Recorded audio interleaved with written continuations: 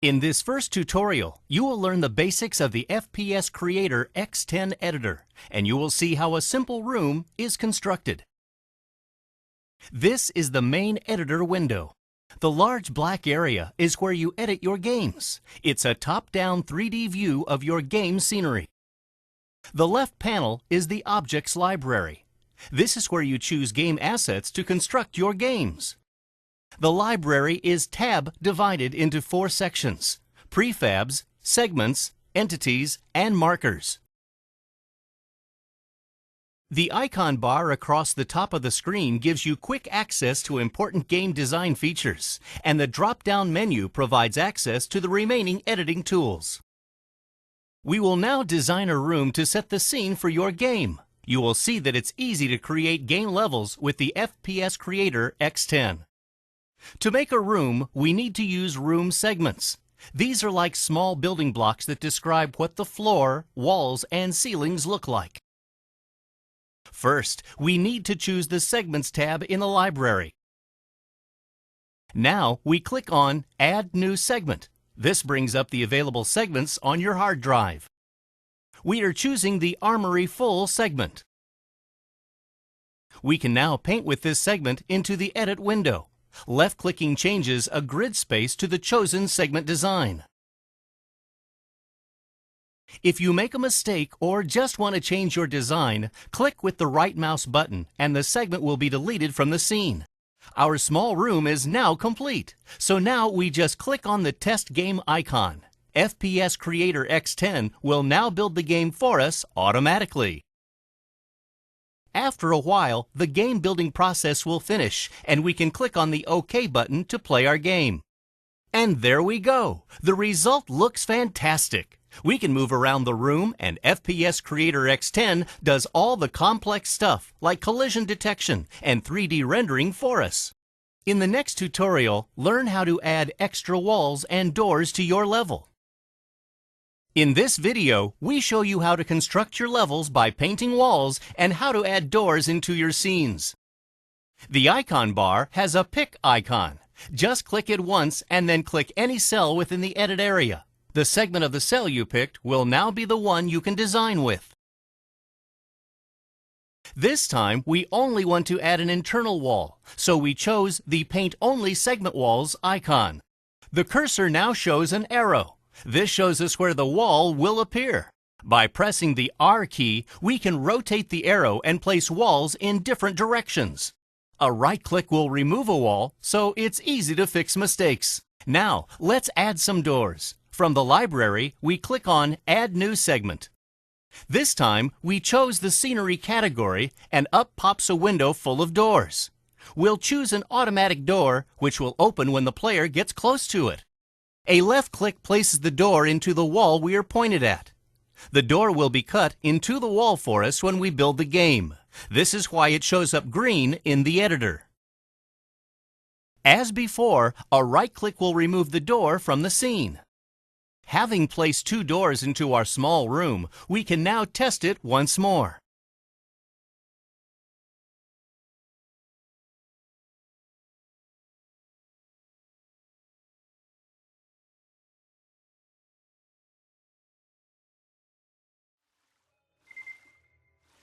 And there we go! The doors open automatically when the player moves closer to them.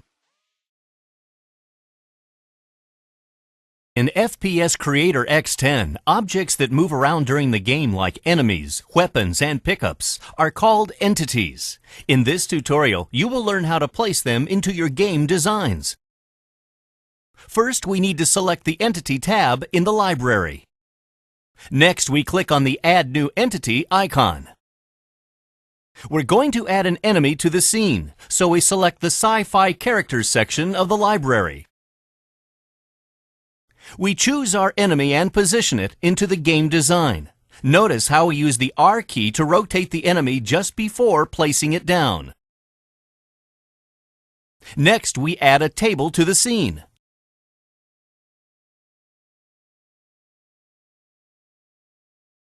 The red circle indicates to us that this entity is static. This means it will never move when the game is played. From the library, we now choose a weapon for our player to use. The gun has a green circle around it. This shows it's a dynamic entity which can be interacted with during gameplay. We want the gun to appear on top of the table. All we do is press the Enter key and the gun will be moved above any object it is near, in this case, the table. We will now choose the player start marker. This indicates exactly where the player will be positioned at the start of the game. After shooting the enemy, we need an endpoint to the level. So now, we'll build an extra room into the scene.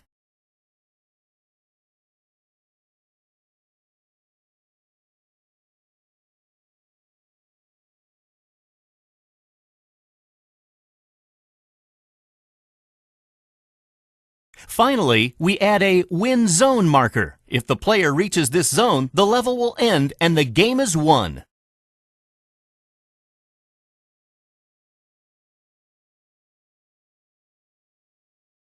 Okay, so now let's test the game.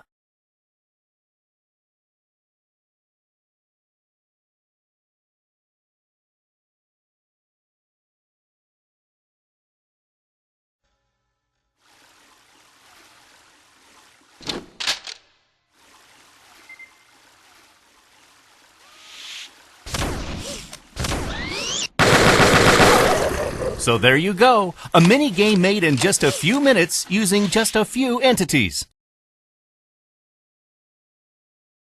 In this tutorial, you will learn how to use doors that need a key or a switch to open them, add lights to your scene, and how to add elevators into your levels.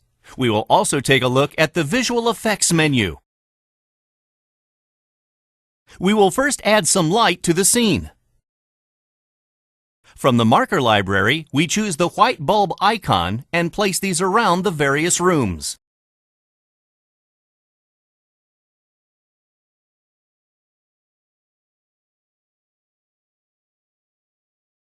In the room with the enemy, we will edit the preference of this light and make it red for danger.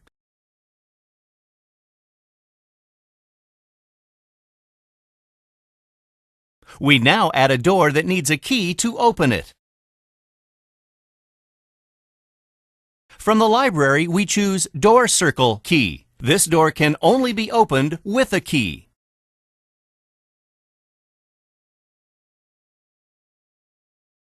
We now add a key entity.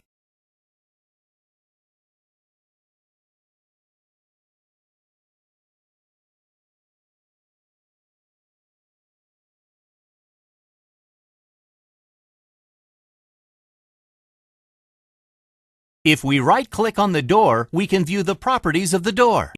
We can see that this door has a property called Use Key. This door can only be opened by an entity labeled as Key. Now, let's choose a door that needs a switch. We will choose Door Military Remote, meaning a door that is opened and closed remotely.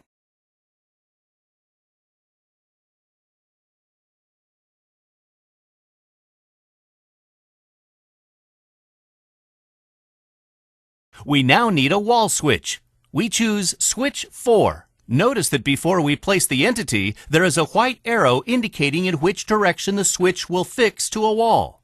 We will place the switch close to the door. You can move up and down levels of your scene by pressing the plus and minus keys. In this level, there is a room higher up. To reach it, we want to add in an elevator. This is easily achieved by using special segment pieces from the library.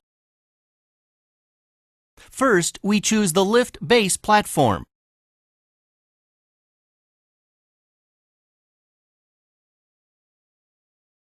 Next, we need the lift tube.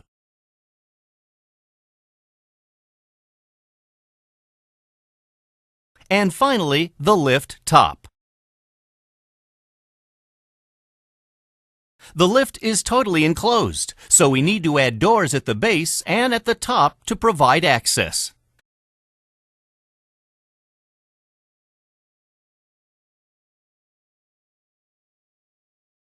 Let's now see how all this looks in test game mode.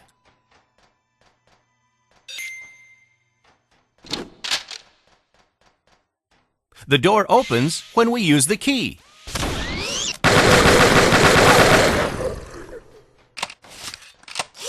This door opens when we use the wall switch.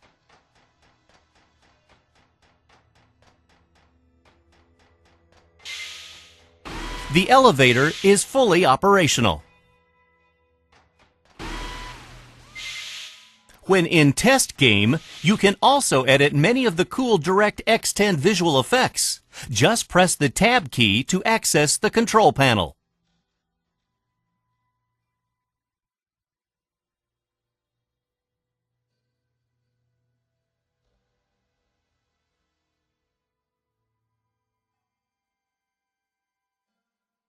Press Tab again and the performance monitor is displayed. This will help you optimize your games as you develop them.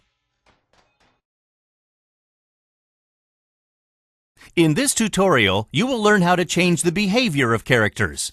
We are going to make a small level where you'll fight with a team against enemy aliens. Let's choose some characters to be on our team. We will modify the default settings of this character. First, we change him from an enemy to a friend. We will also increase his health to 200. This will make him stronger in battles. Now that our ally is just how we want him, we can put down multiple copies of him to make our team. To even things up, we'll create a few more aliens. We'll also set the aliens to no action at the start of the game to ensure we create a surprise attack. There are a lot of other AI behaviors you can alter, from the attack range of an enemy to their ability to see and hear you.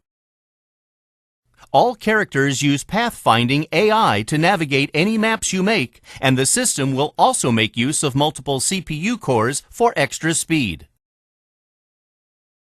We'll also add a neutral character into the scene. He's there to make the game look more interesting.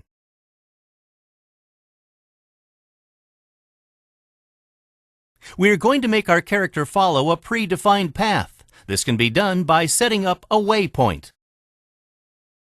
First, we need to set the properties of the character so that it doesn't follow the directions of the AI system.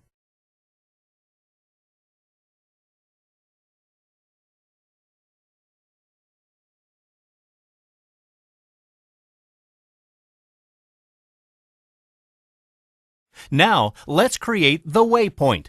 We start it by clicking on the new waypoint icon. To add a new node to the waypoint, just hold down the Shift key and click a node with the left mouse button.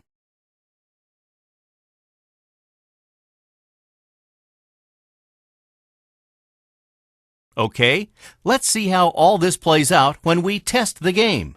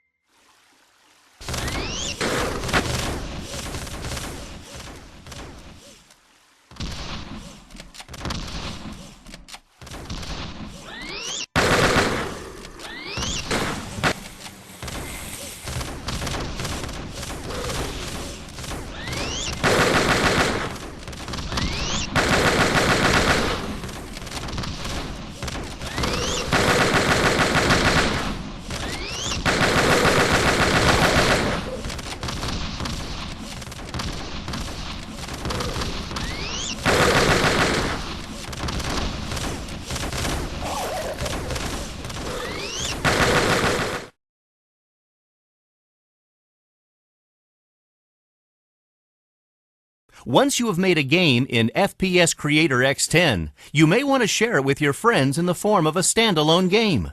This is easily done by using the Build Game menu item. Build Game is divided into 5 sections. The first section allows you to define new movement controls for the player and how the player weapon slots are assigned. The next section lets you link different levels together. You can also define the style of the menu system around your game and the theme music. The third section is for graphical optimization. Set high-quality light mapping and textures to make your game look the best. The fourth tab is for multiplayer arena games. This will be covered in the next tutorial.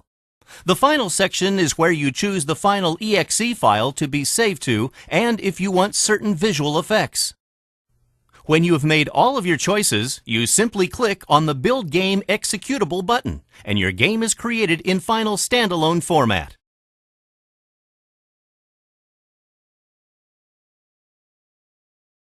As default, your game will be saved into a folder of its own in the folder structure. Documents/FPSC X10 files/X10 executables/.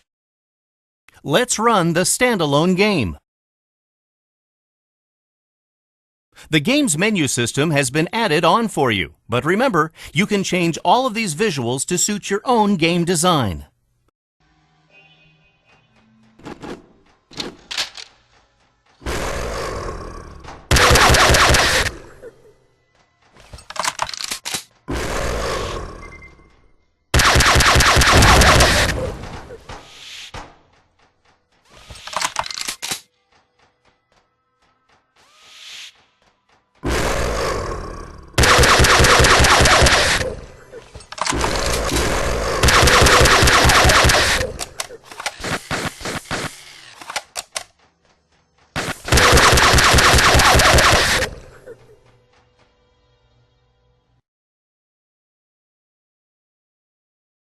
One of the best features in FPS Creator X10 is the ability to make your own multiplayer arena games that you can share with your friends to battle against them. This tutorial will show you how easy it is to make such a game. First, let's load a pre-made map into the editor. This map is 3 layers in height. We need to change the mode of the editor. It's currently in single-player game mode. To change the mode, we open the Preferences dialog box from the File menu. Under the Multiplayer section, we change it from Single Player to Multiplayer and click OK to confirm this. Notice how the map editor is now colored red. This just helps you remember what editing mode you are designing in. We now need to add some characters to the map. Let's select 4 different ones.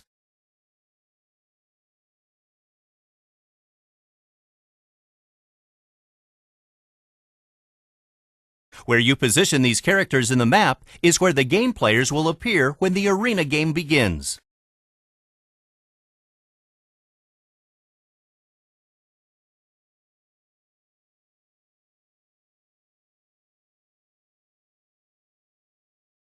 Now we save these changes to our level. Okay, now it's time to build our arena game. We select now Build Game. In the Level Settings section, we must choose our saved map for Level 1. In the Arena tab, we can set values specific to arena games. This game will be won by the person who gets to 15 frags first. We will make this a one-shot kills game. Now we build the arena game. Okay, we now need to ensure Vista Network settings are properly configured. From the control panel, click on Network and Sharing Center. The network needs to be in public mode. If it isn't, click on Customize and set it to Public. The game may be stopped by Vista's built-in firewall. If this should happen, just bypass this by unblocking the game. Read the user guide for more information on hosting multiplayer games. You may need to change settings in Vista and the way you access the internet to ensure your game connects. In this example, we are hosting the game and we have sent the same game to a friend who will join in when our game shows up as being hosted.